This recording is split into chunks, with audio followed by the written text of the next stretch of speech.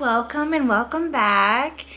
So I have been loving these ghost stories / encounters like mini-series. I just love reading ghost stories. I love everything freaking like spooky related. I have, nice little ambiance going. I have my autumn candle lit. It's gonna be a good time. Okay, so grab a snack, grab some hot chocolate, coffee, tea, whatever you like to drink, and let's just sit down and read some ghost stories together. All right, so as you know, all these are gonna be from Reddit, so everything will be listed literally down below. All right, so this one is called Saw a Woman Camping, Now Experiencing Things at Home. Also, I am so sorry if I sound very nasally. I think I'm catching something again. Last weekend, my wife and I took our 2 sons out camping along with my oldest son's girlfriend into the woods. We were camping for the full weekend. It was a fun time, but then last night I woke up with an urge to go check out our surroundings. I felt uneasy. I woke up and I noticed my sons weren't in their tents. Oh no. Ooh, red flag number 1. I started walking, calling their names, and they were on a trail ahead. They also said they had an urge to come out. My wife and my son's girlfriend were in the tent still. All right, well, thank God. We were a little ways down the trail, and the water was probably half a mile. We kept walking, just talking now that we were up. As we got closer to the water, this one's a very long one. Buckle up. As we got closer to the water, I heard someone talking, very faintly. My sons heard it as well. As we got closer, there was a young woman, maybe late teens, early 20s, very dirty looking, and she was crying, sitting on the ground next to the water. I told my sons to wait, and I went up to ask her if she was okay. She looked at me, whispered something in another language I couldn't understand, and it was as if I blinked and she was gone. My sons witnessed the whole thing as well. I was shaken up along with my sons, unable to explain what we witnessed. To be honest, I'm a skeptic, and I wasn't even sure what I had witnessed was paranormal, even though there was no other way to explain it. We left early the next morning, and there was no signs of anyone else out there with us. I had been having dreams of this girl since I seen her. 2 nights after we got back, the house felt freezing, even though the temp was 75 degrees.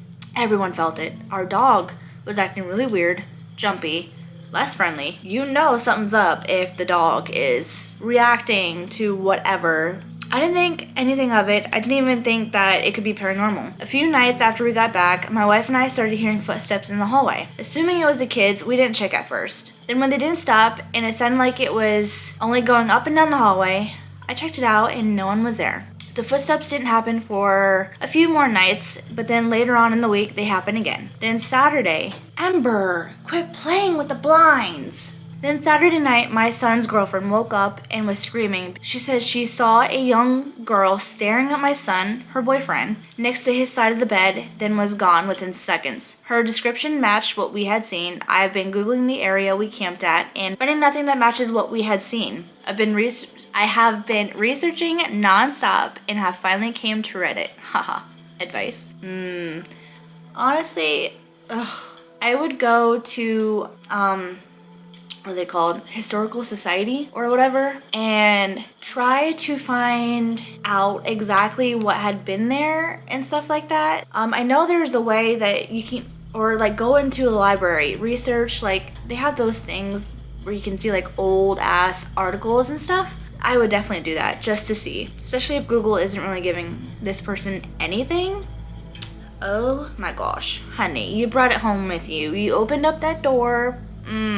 Yeah, I mean, it doesn't seem like it's very harmful, but definitely be careful because you never know. All right, happy haunting. Saw my deceased friend on night shift at work. Saw my deceased friend and colleague at work one night shift. I had a wonderful, kind friend who I worked with for a few years at a large hospital in San Diego. She left her job and came to work with a big smile each night shift, often in pink scrubs and a high ponytail. She was a joy to be around and sadly diagnosed with leukemia and passed away 2 years ago. About 6 months after she passed, I was walking down the hall of the hospital unit we worked on. It was probably between 1 to 4 a.m. and I would often walk the halls to get some exercise and stay awake.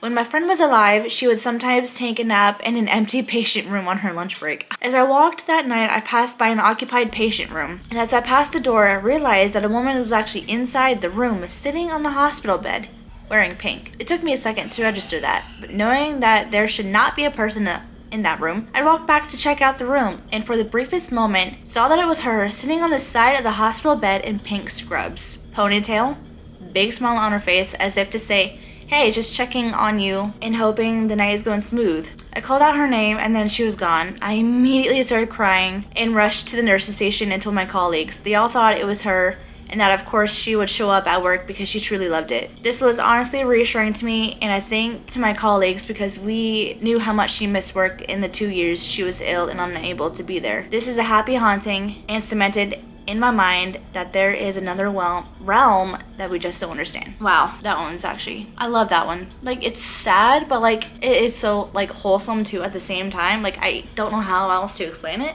But like, next one. I don't believe in the paranormal. However, I cannot explain the story my parents recently told me. My parents only just recently told me a story about something that happened when I was around 2 years old. When I was around 2 years old, I would often say, "Our neighbor's mother will come by soon," while playing in the living room.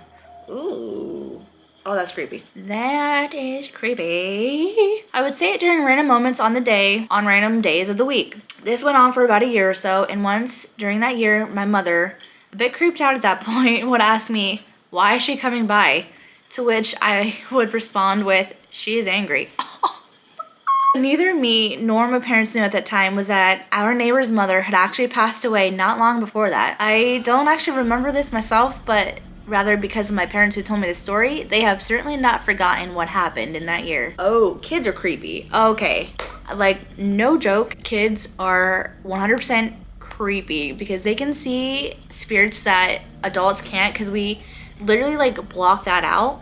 But kids on the other hand, oh, they are more like prone to seeing things and everything. And oh my gosh, Colton. Okay, I don't know if I should save this for like story time, but I remembered something that my son used to do too. Oh my gosh, I don't know, but because it's just one, I mean, it happened a few times. No. Okay, for him it happened, this is something he always said, but then something happened to me too when I moved into my very first apartment. Okay, I'm gonna save this for like a different video. Okay, because it's good. I have to remember, I gotta write it down. Holy moly. I don't think I ever I don't think I ever made a video about that. Moving on. Ghost cat. Ooh. Ghost cat. At my old apartment, I had a nightly encounter, what I am certain was the ghost of a cat. It started when I first saw it run past me in the corner of my eye. It was clearly a cat and couldn't be mistaken for anything else. Turned around to look for it, but there was nothing. One night, I felt something jump onto the bed. The feeling of it moving on the bed was like little steps moving around my legs and then towards my face. The air would slightly go colder when it was by my face too. I know that sounds cliche, but still, it was very noticeable, almost like I could feel it breathing next to me. This went on for months, almost every night living there. One night, I remember waking up out of a dream to see it and feel it sitting on my chest. Upon awakening, it seemed to notice and jumped away before disappearing. Just wanted to share, these encounters stopped entirely when I eventually moved away.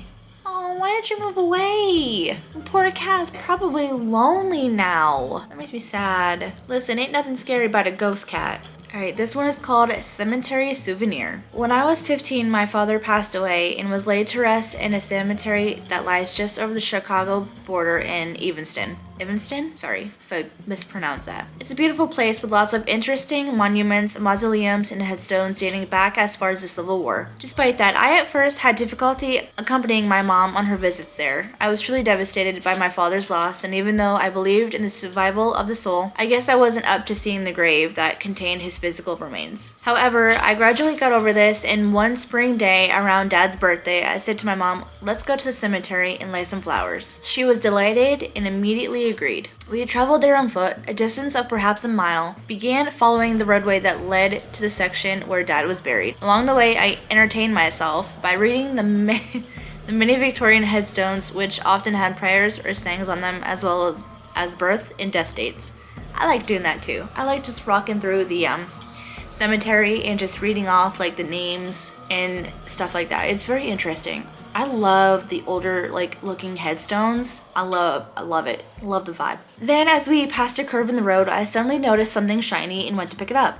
Being young, I was clueless as to what it was, so I asked my mom. Glancing at what I held in my palm, she was clearly horrified. "Where did you find that?" she demanded. "I hope you remember, because it needs to go back to the exact spot." Mama was serious. "Yeah, okay, but what is it?" I asked. "It's a coffin handle," she said, "and it belongs to someone. If you take it, you've essentially stolen from them and their spirit might follow you. So please try to remember exactly where you found it so you can return it, and while you're at it, apologize for taking it." What she said and the way she said it with such certainty scared me because it seemed like she was speaking from experience. Luckily, I did remember where I picked it up, my little memento mori, so I replaced it, murmuring that I was sorry. "No, honey, you need to say it out loud. You can't just murmur it." "Oh, it's okay. I forgive you." Though this incident occurred over 4 decades ago, I still think of it now and then and wonder what might have happened if I had just dropped the handle into my purse and taken it home. Have any of you heard of this belief? Do you think it's possible a ghost might come after you if you take something home from a cemetery?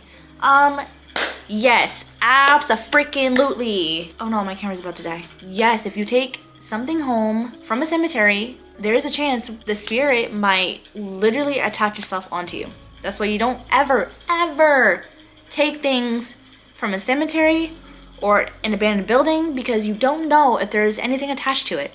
But alright, y'all, those are the ghost stories for tonight. I hope all enjoying this too as much as I am. I can't wait for the next one. So please like and subscribe. Please. Oh my gosh, I want to hear your guys' ghost stories / encounters. Feel free to DM me on Instagram and tell me your stories. I would love to seriously feature you guys on this channel in these mini series if you guys will let me. So I hope you guys have a spooktacular night, and I will see you guys next time.